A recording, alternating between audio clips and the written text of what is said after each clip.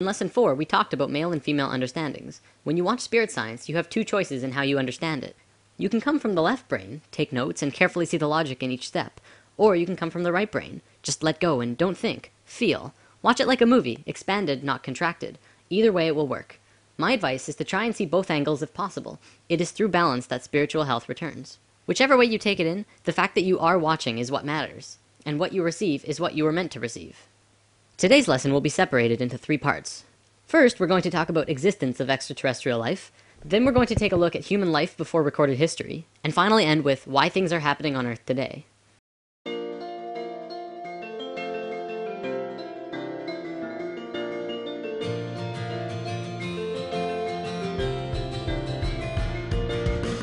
Part 1.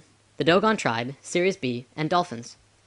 There is an African tribe near Timbuktu called the Dogons, who hold information that would be absolutely impossible to know according to today's standards. See, the Dogons have a cave on their land that stretches back into a mountain, and in this cave are drawings over 700 years old. Now, the brightest star in the sky to us is called Sirius, now called Sirius A. If you look at Orion's belt, following it downwards to your left, you can see it. The information in the Dogon cave specifically showed the star Sirius. They're very specific about the star, and they have a diagram of not just Sirius' rotational pattern, but a small star orbiting it. They say it's very, very old and very small, and made out of the heaviest matter in the universe. They also say that it takes close to 50 years for this small star to rotate Sirius. Astronomers were able to validate the existence of the secondary star, now called Sirius B, in 1862, and only about 30 years ago could they validate the rest of this information. The way that stars work, when they get really old, they have 2 options. They can go supernova, or it can blow up as a red giant, cause an explosion, and slowly collapse into a white dwarf. Sirius B is a white dwarf, which corresponds with what the Dogons say. White dwarfs are the smallest star type, estimated to weigh approximately 1.5 million tons per cubic inch. Black holes aside, that would surely seem to be the heaviest matter in the universe, or at least incredibly close. The Dogons were right on every aspect. Not only that, but when checking the rotational pattern of Sirius B around the larger star Sirius A, they found it to be 50.1 years. Now, this could not be a coincidence at all. It's just too close, too factual. Yet, how did an ancient primitive tribe know such detailed information about a star that could really only be measured in the last 30 years? And that's not all they knew. They also knew about the other planets in their solar system, including Uranus, Neptune, and Pluto. They knew exactly what these planets looked like when you approach them from space, let alone from Earth. They knew about red and white blood cells, and had all kinds of physiological information about the human body. All of this from a primitive tribe. Naturally, a team of scientists went to the Dogons and asked how they knew all this. This was probably a mistake to these researchers, because if they accepted that the Dogons really have this information, then by default they must accept how they got it. The Dogons told them that a drawing on the cave wall showed them. The drawings show a flying saucer in its familiar shape coming out of the sky and landing on 3 legs. Then it shows the beings in the ship going into water and coming up to the edge of the water. These beings looked very much like dolphins. In fact, maybe they were dolphins, but we don't really know for certain. Then they started communicating with the Dogons.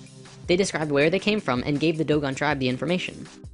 Here's another thing the Dogons knew. This little drawing was on the walls, but the scientists didn't know what the heck it was, until computers calculated the orbits of Sirius A and B. As seen from Earth, this pattern shown in the cave is identical to the pattern of Sirius B moving around Sirius A in a time frame between the years 1912 and 1990. These 2 times are actually kind of important. 1912 was the first year when we began communication with the Greys, and in 1990 a specific electromagnetic grid around the planet was formed. But we'll have to look at that later once we go over some other stuff first. Another thing about this rotation, it's the exact same rotational movement of DNA. Part 2. How old is the Sphinx?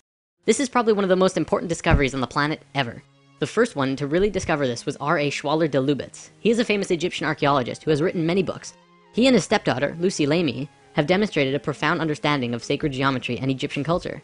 Now, on the Sphinx there are wear and cut patterns that are totally different from the patterns on other buildings in Egypt. Toward the back of the Sphinx there are cuts 12 feet deep into the surface. This pattern appears to be smoothed by water, as opposed to all the other buildings and structures built by Egyptians, which are only textured by sand and wind. The last time that there was water in the Egypt area was over 12,000 years ago, at the end of the last ice age. Scientists have determined that after the ice age, the Sphinx took a heavy beating, after which it was encased in sand for about 8,000 years. The face, however, was above the sand and continued to be weathered. The Egyptians didn't build the Sphinx, they merely restored it.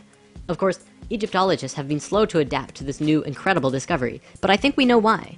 See, there are around 5,000 Egyptian archaeologists in the world, and they all pretty much agree with each other in most ways. They make little changes, but not too many, and most agree on the age of the pyramids. All of these archaeologists are Muslim, with a few exceptions, and their holy book is the Quran. Please understand that I'm not trying to discredit a major religion, but the Quran says that creation began about 6,000 years ago. So if a Muslim were to say that the building is 8,000 years old, he would be disputing their Bible. They cannot do that, and so they won't even talk about it. Another thing that's actually incredibly interesting, the Sphinx has a body like this, and a head like this? That's rather unproportional, isn't it?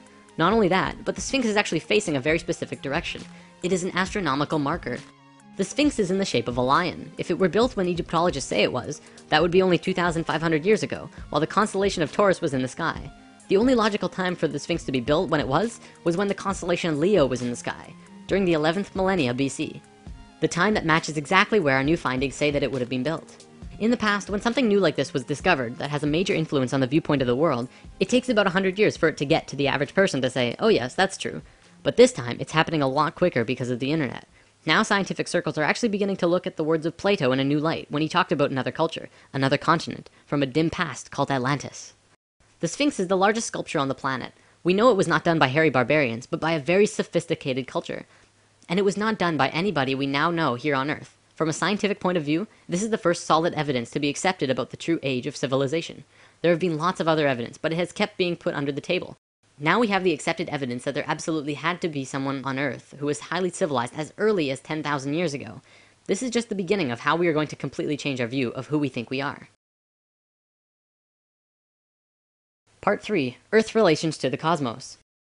We are living in accelerated times. Remember in lesson 1 I said time is speeding up? Let's talk more about that. The following is a fact according to Encyclopedia Britannica.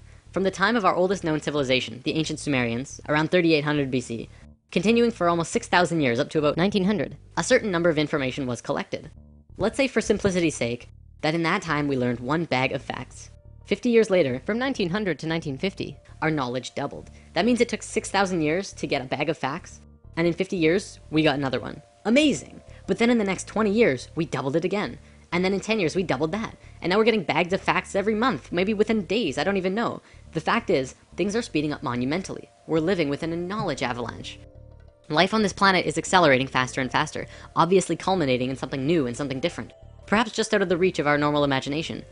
What does this mean for the world? Why is it happening? Better yet, why is it happening now? Why didn't it happen 1,000 years ago? Or why didn't it wait to happen 100 or 1,000 or 10,000 years from now? It's really important to understand the answer to this question, because if you don't know why this is happening now, then you'll probably not understand what's happening to you in your life, or be prepared for the coming changes. Now, the Earth actually has a wobble. Well, it has many wobbles, but the one I'd like to talk about today is the one called the precession of the equinox. Essentially, what this is a rotation that the planet does, which completes a cycle once every 26,000 years. It looks like this and slowly turns on its axis and points to different locations. Science looks at this and says, well, so what? It's just a wobble. But by looking at what the ancient civilizations knew, you see a more complete image. The point actually points to and away from the center of the galaxy. The center of the galaxy is where most of the energy and the most consciousness is. It's not just light up there, you know. So, in this diagram is our rotation. Here's the tip pointing towards the center of the galaxy, and here's the farthest pointing away. The ancient Sanskrit writings that also talks about this precession call this going with the galactic wind. The Sanskrit writings say that there are two very important places on this wobble. One is at A, and one is at C. Not the very tips as you might think. There are also important places at D and B, but not as important as A and C.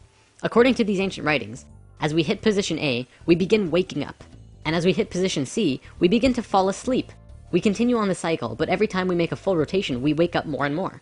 It works the exact same way as day and night on Earth. You go through this cycle every day, waking and sleeping.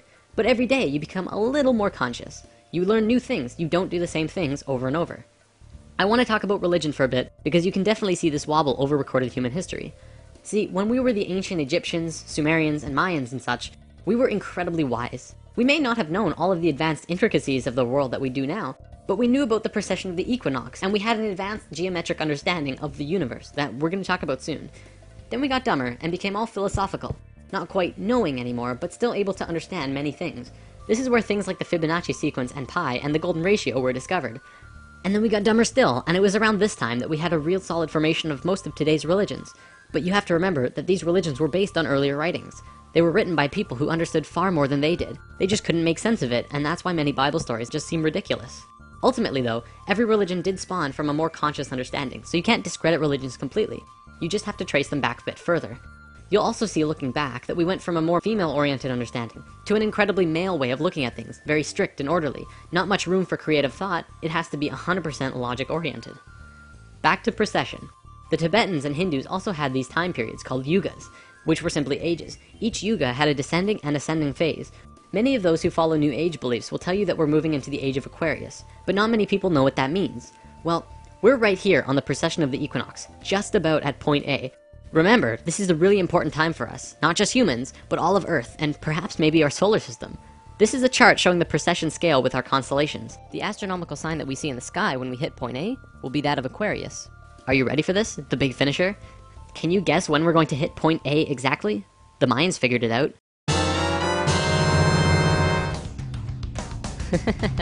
Yep.